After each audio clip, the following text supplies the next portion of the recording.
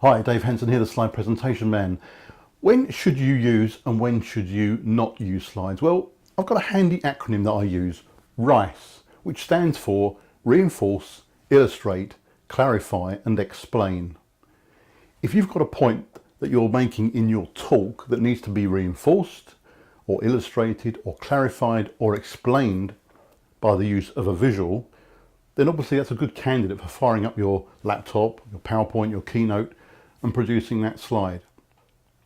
Let me give you a few examples of what I mean. If I was to tell you that 47,000 dogs were abandoned in the UK in the last year, that would probably make you feel very sad. But if I was to tell you the same thing with this slide on the screen, that would reinforce the point that I was making and hopefully make you feel even sadder.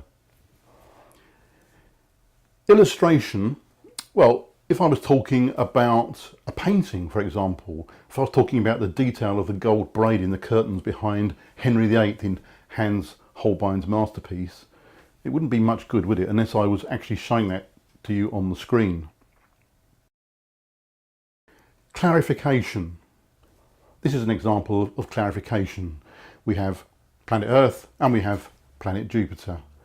They look the same size on the slide, but when they morph onto the next slide you can see the relative sizes of the two planets, and then we can go on to explain that the size of the great red spot on Jupiter is in fact 3 times bigger than the diameter of the Earth. And then explanation. Explanation is good for a process, for example. So this slide, or this set of slides, illustrates the process of electricity generation going from the generator, the turbine, into your home.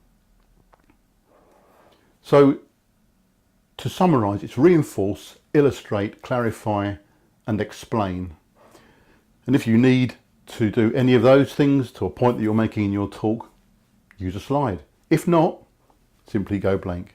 I hope you found that useful.